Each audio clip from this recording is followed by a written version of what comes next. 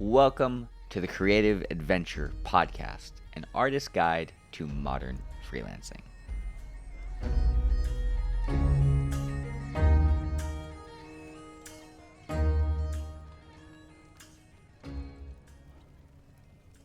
Welcome to the tavern today. Please join me with some mead, some hearty stew from the bartender. Put down your bow and arrow, your sword, your mace, your wizard staff. Put down 3D Coat, that's the software I'm currently learning. Put down ZBrush, your iPad, whatever you use to make your creative things, put it down, and let's begin with the beginning of a quest. While we're enjoying some time in the tavern, enjoying our hearty stew at the end of the day served by the wise bartender, a man approaches you. He's a sailor. He definitely has that accent, as if he's been on the open seas. He says to you, "Matey, my friend, I am in dire need of a person of your services. My ship has been pilfered. It's been stolen. It's been thieved. It's been pirated. I need someone to help. Otherwise, my captain threatens to keel haul, and I really don't want to be thrown overboard. Will you please help me?" And you listen to his tale. It just so happens that his ship that he manned, he's the second in command, was thieved. Most of the inventory is gone. The pirates' quarters, some of the most valuable things that the captain had, has also been stolen, and there's definitely an issue. And the captain doesn't want this to go up the ranks. So you are assigned the quest from this sailor to go retrieve the pirated goods. However, upon accepting this request, this side quest, if you will, he pulls out a scroll. It's a magical scroll, and it's imbued with a soul-binding word. And he requests that you sign this. And what this soul-binding scroll entails is a dire and deep punishment to the spirit of yourself if you were to disclose this happening to anyone. Now, this is, in essence, a magical contract, but it's a contract in and of itself, and that means today we're going to be talking about creative contracts in the creative fields. What this sailor just gave to you was effectively an NDA, a non-disclosure agreement, which is a common contract you'll find as a freelancer, but today we're going to cover some of the basic contracts that you will probably encounter at the beginning and throughout your freelance career.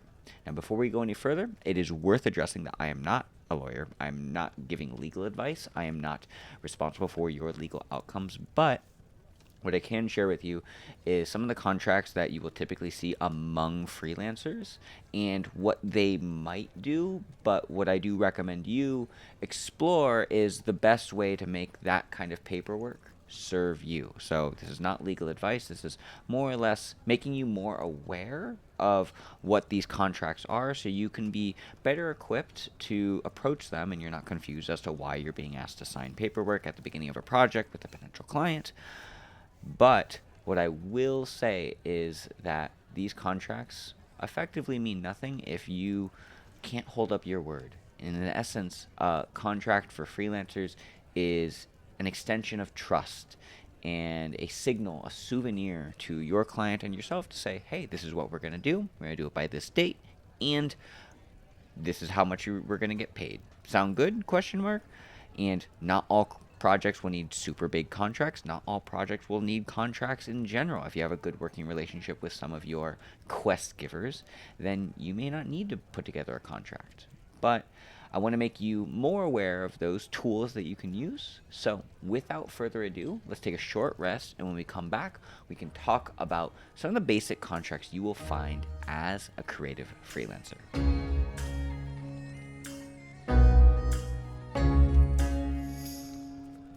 As a freelancer, when you are ideally going to be doing work for money, because typically that's why we do the things that we do, there may be a point in which having a contract would be valuable. And as I said previously, a contract is effectively a written extension of trust. Now, there are hundreds, if not thousands, of contracts in U.S. law, and I'm not aware of all of them, but there are some that are very common in the creative fields that I've seen throughout me being a freelancer, working with other contractors, other freelancers, other vendors, other classes, so to speak. And these are ones that I've kind of adopted to best fit my needs. And not all of my contracts are perfect. And at the end of the day, I don't really visit a lot of those contracts with my clients beyond the first discussion of it, because really it's just about maintaining good communication with your clients and doing good work and making sure that they're happy. So, what are the 5 contracts that you will probably end up seeing as a freelancer? The first is a creative brief. The second is a statement of work. The third is a retainer contract. The fourth is an NDA or a non disclosure agreement. And the fifth is some forms of terms and conditions, terms of service, stipulations, so to speak, to make sure that the quest will be done within certain boundaries and parameters. Setting boundaries, it's good for your mental health. So, that being said, let's just cover from the top some of those contracts and just give you a quick summary of them. So a creative brief is basically a short, like uh, 1 sentence to maybe 1 paragraph description of what the project is. And then it includes some basic sort of overview of what the creative ask is, visually, or a little bit more of a breakdown of that, like the creative deliverables, and then maybe the price and maybe the due date. Super simple. Now, the reason why I share this is a good practice to get into. After every single meeting that you do with any of your clients, no matter what, if you're potentially talking about a creative project that you may get paid money for or not, and especially the or not, like even if you're doing spec work or free work, be very clear about what you are delivering or going to be delivering with this project. And you could put this into a document, which would be the creative brief, or just write it in an email and just say, hey friend, hey quest giver, we're going to be doing this for you. It's going to kind of look like this. Probably give it to you by this date, and then X price, question mark.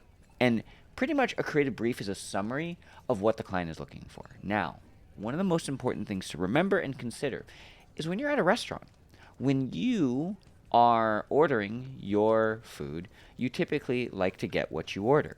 And if you ask the server, like, hey, dude, I would like to get a chicken sandwich with lettuce, tomato, no mayo, but can I sub mustard? And instead of fries, can I get a fruit cup? That's my typical, like, deli order, by the way.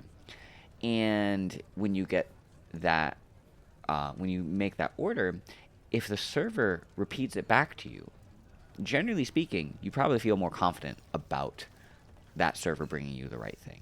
And there are studies that have shown that servers who typically repeat the order back to their guests, they feel more taken care of, and then the tips are higher. So effectively what a creative brief is just parrot, just being a parrot. Like, think like a pirate, like having the parrot on the shoulders, just like, what? You wanted what? Sort of thing. Oh God, I'm sorry. Sorry you had to hear that.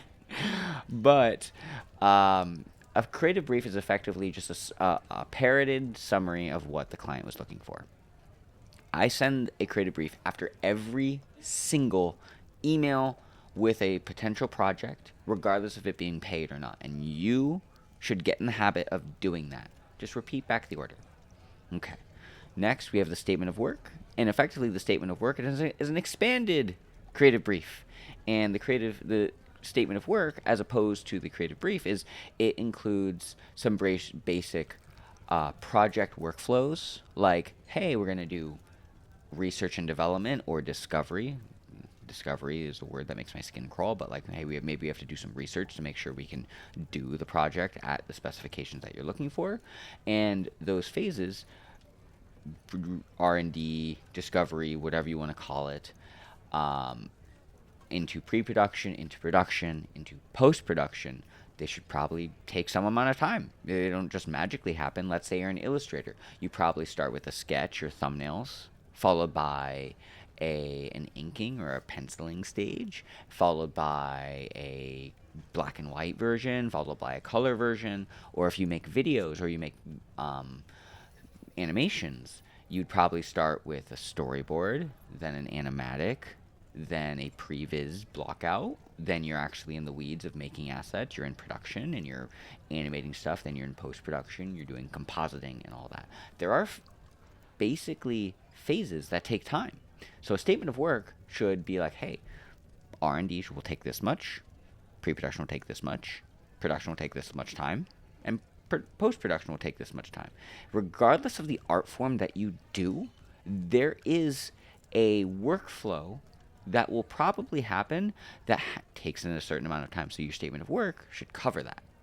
On top of that, you should probably include in your statement of work like basic payment terms. Most companies will pay net 30, and if you don't know what net 30 is, it's basically when the client receives the invoice or, hey, the request to please pay me, give me my gold, please. They have 30 days to follow through on that. So payment terms in the statement of work will probably be like, hey, we're going to get paid this amount on this date. And for much larger projects, like typically the way I work is projects beyond 5K will typically be broken down into instead of 50% upfront, 50% after the project is done. If I'm doing like a 10K project, I'll do 25% increments instead. Just because there's cash flow, that's a thing. But let's be real, a statement of work should make it very clear when your client should be paying you. And that's important because if you're potentially working on a team, your client needs to know, like, hey, I need to pay my dudes. I got to pay my party, my vendors, my contractors, and we're going to stick with my party. The other classes I recruit to help me on this quest. So then they feel taken care of throughout the way, because no one likes to go into a dungeon without extra health potions, or knowing that they're going to have enough food, or knowing that they're going to have a healer sort of thing. And sometimes the healer likes to get paid up front. So you got to make sure that your client pays you some amount before the project is completed, 50% deposit, so then we can make sure we get a healer into the party. So your statement of work should really include some sort of payment terms. Now, another thing, a statement of work I include, or another thing I will include in my statement of work is like things the project will and will not include. So let's say you're an illustrator. I will have a section that says, hey, we're doing an illustration for you. We're not going to animate it. Just FYI, just so you know, sort of thing. So having some sort of basic boundary settings within the creative field is important, because it is one of those like covering your bases, protecting yourself sort of thing. I know I'm covering a lot about a statement of work, and I hope I'm not overwhelming you. There's a lot of like little details that are hard to process, but what I will summarize is a statement of work is basically a parroted summary of what the client needs, wants from the project, along with project schedule, basic payment terms, and then some boundaries set by yourself so you don't get taken advantage of. That's what a statement of work typically entails, at least in my realm of like small business board game videos for Kickstarter videos, doing other and helping other teams, etc. That's typically what I will include in my statement of work. Okay, so we covered the two main ones, in the creative brief and the statement of work are the two ones I use most of the time.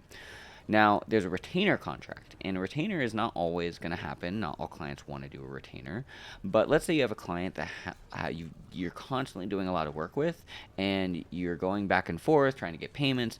Having a retainer contract is basically saying like, hey, we've been working together for a long time. We've been doing quests for you for a little while. You just happen to have a big problem with the vampires and at this one manor of yours, so we keep having to kill these vampires rather than you paying me a super high rate for all these vampires we have to slay. What if we just anticipate that there's gonna be vampires, and I'll just keep doing this. Now, some people don't necessarily agree with retainer contracts. They have claimed that it's typically operating at cost, where you're not. It's harder to make a profit on retainer work. And while that is true, sometimes cash flow or reliable income is a valuable thing. And sure, like profits as a business owner, making the most amount of gold, getting the most quest rewards for our quest is super awesome. But sometimes we just want to do dailies and not have to worry about hunting for freelance work all the time. So I don't think retainer contracts are necessarily a bad thing, especially early in your career, because it enables you to get reps, just more practice on like doing work without having to focus on the sales part, the marketing part, because you have this ongoing client. So typically a retainer contract I will see is it's done over a year and we're paid monthly some amount and we're going to deliver X amount of work to you guys.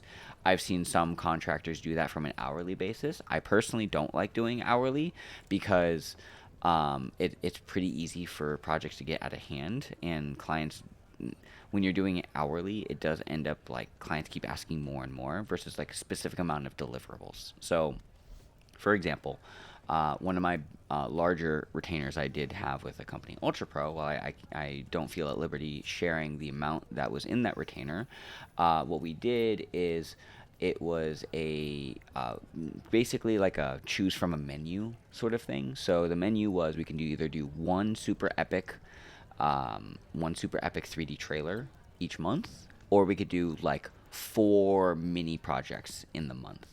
And it was a little flexible, but it was either like four videos a month or one super epic video per month. And that retainer contract was some amount of money, and I would either hire out some parts of the project, or I would keep all that for myself and use that to invest and make sure that the project was done to my client's specificities. So retainer in my scenario was paid monthly, and it had a certain amount of deliverables each month. So what does that mean for you? If you, let's say you are looking to have some sort of retainer with a client, you could be like, hey quest giver, hey client, I love working with you. I love the work that we're doing. I'd love to make this a little bit more consistent. We can do it at a slightly discounted rate. And each month at this rate, we can give you this many deliverables.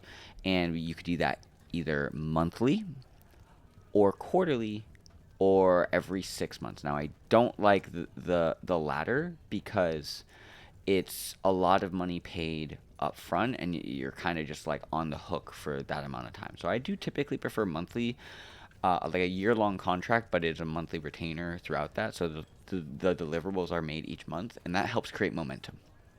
So there's a lot of layers to building retainers, but it's just an option that I've typically liked to do because, hey, if you've played the game World of Warcraft, the dailies are effectively like retainers. It's just like, hey, we have this problem. When dailies were first introduced in the game World of Warcraft, it was, I believe, the Burning Crusade, and there was this quest, this bird quest giver where you could start farming for your flying mount as the Arakoa in oh man, I'm so lost on the World of Warcraft lore. It's been too long.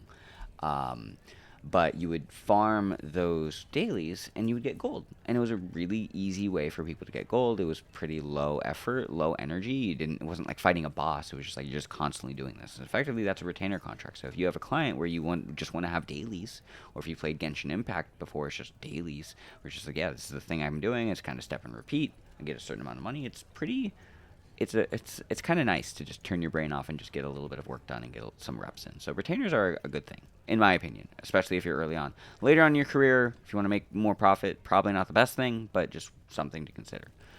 Now, the last two contracts or versions of contracts, legalese sort of thing, is an NDA or a non-disclosure agreement and terms and conditions. Now, before we go any further, I want to take a short rest. When we come back, we'll talk about these two contracts because they're not the ones that you're sending out to other clients. Instead, you're probably receiving these most of the time. So when we come back, we'll talk about an NDA and terms and conditions. Non-disclosure agreements. Like we said at the beginning of this episode, the quests giver gave you a soul binding contract that if you decide to share any of the information of this pilfered goods from the sailor ship, something bad will happen. It's not worth testing. Basically, you sign an NDA to do this quest. So don't talk about it. But basically, an NDA is just like, don't talk about this project. And an NDA is very important. Don't break NDAs. Like, it basically means, like, if you're working on a project and you sign an NDA with a client, then you should not talk about the work during the project. Now, there's a couple extra things that are worth considering when thinking about an NDA with a potential client, because typically a client will be like, hey, before we can onboard you to this project, we're going to ask you to sign an NDA before we can share anything about the project. And typically that's just covering their butts because they want to make sure they're making as much money as possible on the project, and they don't want to have any like spoilers, so to speak. It's basically an NDA is basically like saving people from spoilers on a surface level, because they want to maintain the integrity of the announcement of that project. Now, for an artist, an NDA can take multiple forms when you're working with another company. It could just be a blanket forever. You cannot talk about this work. You cannot say that you've done some of these things. And I've done a handful of these projects. In fact, some of my best work, which unfortunately is NDA'd, I can't talk about. And that's just a nature of being in the creative space. A big, much larger company hired a smaller company, which hired a smaller company, which hired me. And the big company is like, no, we want complete ownership of this work. So little guy is not allowed to talk about it. And that's just the nature of some creative spaces. Obviously, I can't say who or what those clients are, but those are things to consider. And when it comes to those big, super NDA'd projects, I do increase my rate a little bit because that, to an extent, I can't include that work in my portfolio. I can't include that work in conversations like this for reference, for example, but that's okay because I typically charge a little bit more because that is a white labeled project, as in like they're maintaining complete ownership of the work, which is that's just sometimes how NDAs work. There's a little bit looser NDAs where you can talk about the work after the project is released, after the client does announce it. So I've done Kickstarter videos where I've obviously signed an NDA beforehand, so I can't talk about the project. I can't share anything about it. But then afterwards, I asked my client, like, hey, can I make a tutorial on this? And they're like, hell yeah, awesome. We'd love it. And we'd love to share it on our channels as well. So there are some NDAs, and I do encourage you to read the NDAs that you do get from your clients.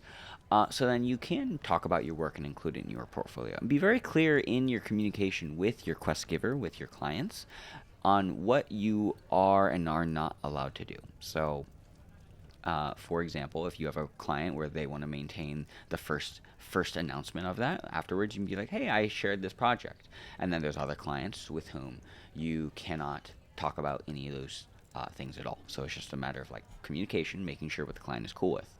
So for example, I did work on a board game trailer for the game Love Letter that was licensed to the TV show / book series Bridgerton, and I obviously during that project was not allowed to share any of the project files and share it online, share what I did. But the following couple months after the project was released, I was able to talk about that project at a presentation during NAB. During my presentation with Maxon at NAB, I shared some of the behind-the-scenes stuff, and I made sure that my client was okay that I shared the project files. But the client did not want to have me show any official artwork that was not approved by Netflix. So, for example, I was able to show the cards of the game, but they were all grayscale, and it was like it just had some text like pretend this is the front versus pretend this is the back. And the reason why is because Netflix owns the license to the Bridgerton TV show, and if I were to share any of that, any of the behind the scenes visual content, then Netflix would have to approve it.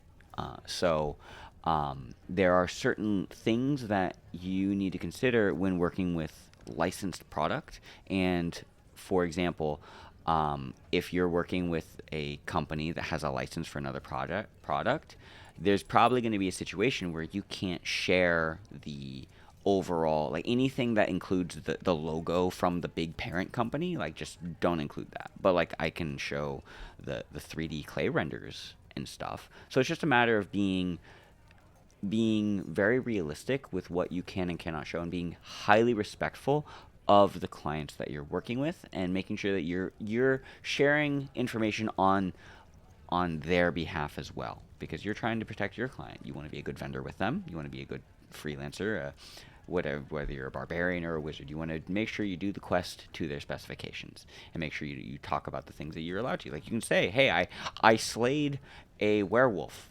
Great. But what if the client gives you a specific sword to go slay that werewolf, and they say, hey, we don't want you to talk about this sword, but you can go talk about how you slayed the werewolf. That's fine. So there's just things to consider, and it's always being very important and strategic. It's about being very cognizant and recognizing the importance of maintaining trust with your clients through the NDA and sharing things that you are allowed to share.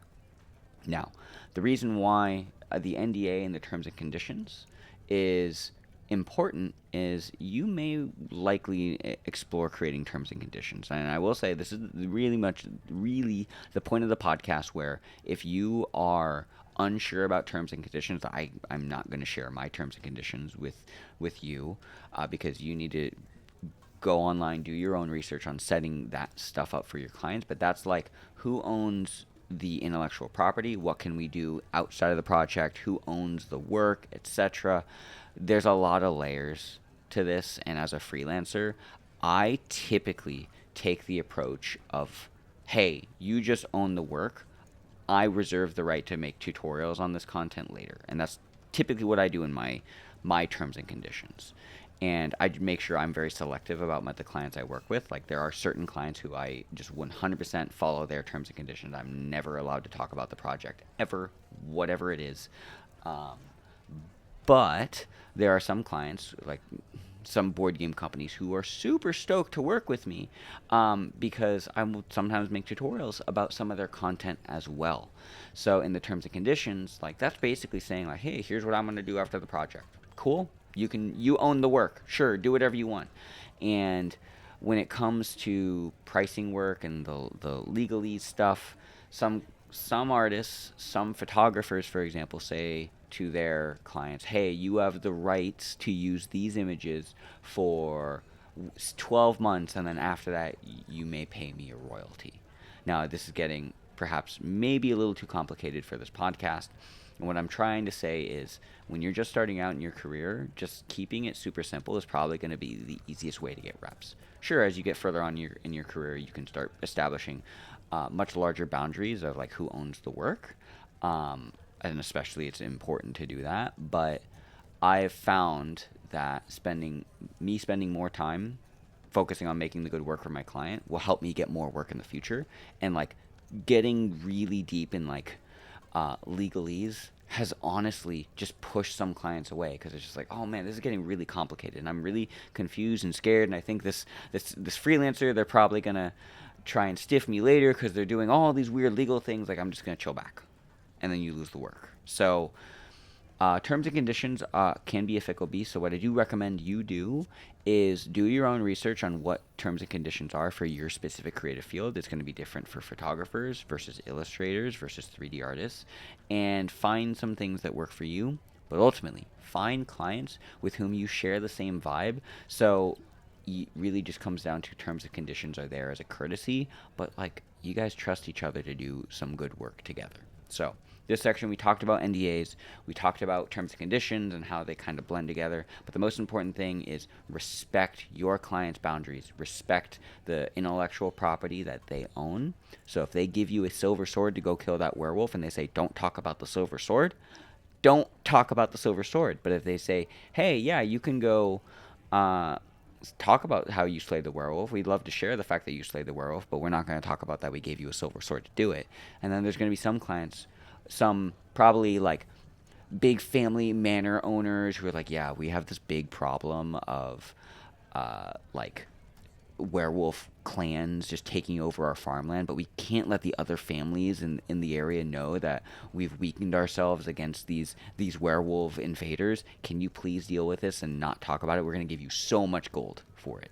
And sometimes that happens. So that being said, there's going to be some clients who want super strict NDAs and others who are a little bit more loose. And it's just a matter of navigating that and communicating very effectively with your client. So we're going to take another short rest, and when we come back, I'm going to give you some last things to think about when it comes to thinking about contracts for your creative field. Short rest first.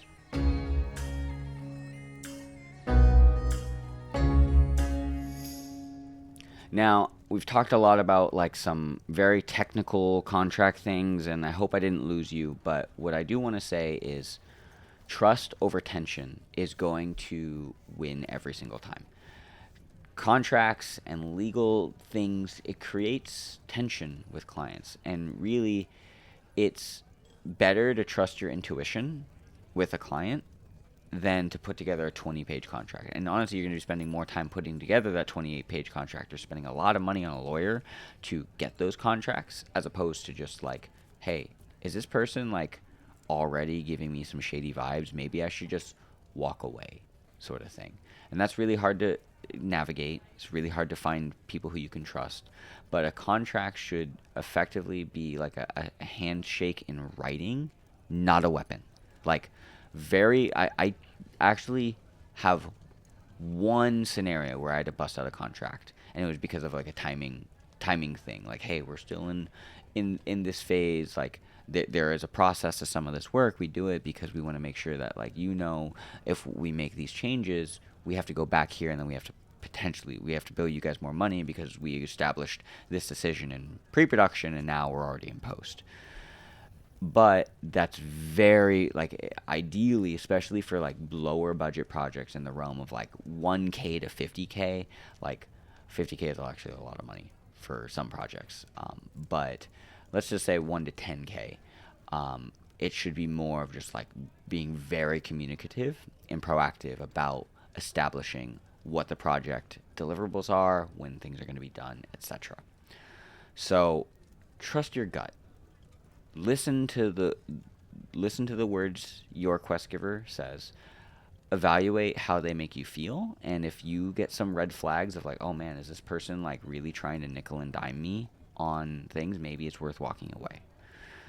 So just to recap, there are 5 main contracts when it comes to being a small business freelancer or a freelancer. Creative brief, which is a parroted summary. A statement of work, which is an expanded parroted summary of the project with some timing, payment terms, etc. You have a retainer, which is maybe some ongoing work with the client. You have an NDA, or a non-disclosure agreement, which means some amount of secrecy with regards to what you did on the project. Maybe it's total secrecy, all the way to some amount of limited, I did this after the project was released by the client. And then terms and conditions, establishing that for yourself. And you need to figure out what that is for you, and like who owns the work, who owns the project files, etc. Now, most of the time, most freelancers survive on reputation over legalese, over legal work. Like, if you are a barbarian, people are going to trust that you're a good barbarian, not the fact that you did the bare minimum amount of barbarianing and then just did a bunch of like wizardry and magical contract stuff to make sure that you got paid. Like, doing good work is very important. A contract is an artifact of trust, and it's not going to be a substitute for your character. So if your character is leaning too hard on the contracts, then maybe it's worth taking a step back. Like, hey, am I the right person for this job? And really, if you're the artist who shows up and communicates clearly and delivers work on time, every single time you're going to get more work. And there's no amount of contracting that you can do that will get a client to come back if you made them feel bad. So, that being said, it's important to understand some basics about contracts, but it's better to put out good work, and the reward for good work is more work. The reward for slaying a dragon is probably going to be go slay more dragons because you figured it out. You know how to do it. Can you go slay this other dragon in this spot over here?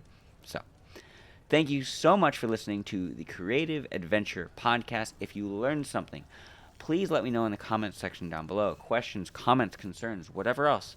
Comment section is down there for that as well.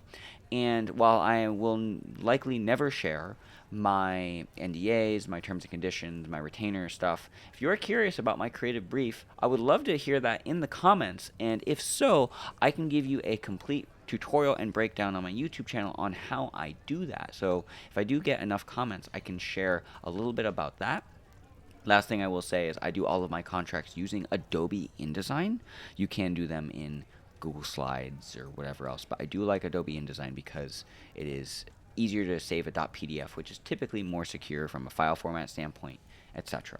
So if you do want to see a little bit more on contracts, let me know. And without further ado, we have the dice roll. Now, I did have a friend of mine. Her name is Chris, and she wanted to create some more weight with this dice roll. And what she meant by that is some sort of risk. Why is this important to you? I had to do some thinking to understand why this dice roll is important. And I think this dice roll really represents the call to adventure. For all of us as freelancers, we are called to do something beyond the norm, create things to the world and put things into the universe. And sometimes that does require us to answer a call to adventure. And sometimes that call is strong. Sometimes that call to adventure is a little weak.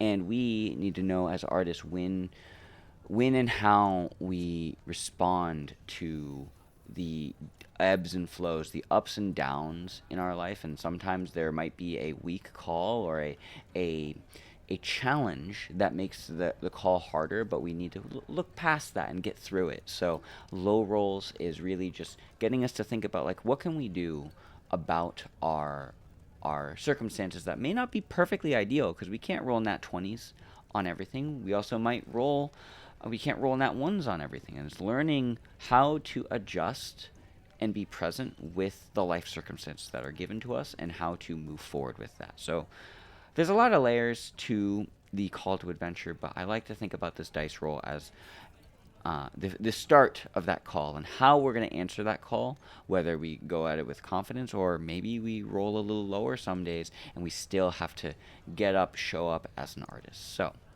let's go ahead and take the dice roll and see. Roll initiative on our call to adventure today. Let's see. That's a 10. Middle of the road. The last 2 episodes we did roll a nat 20, so I think we are due for a 10, but that means that we're just going to take it in stride and take on some quests. Maybe we do some dailies, some easier projects, so then when we do roll some nat 20s later, we can go ahead and take on those much larger quests. Thank you so much for listening to the Creative Adventure Podcast. My name is John Jagsney, your host in the tavern with the other wise bartender. And until next time, may the freelance dice forever roll in your favor. Take care.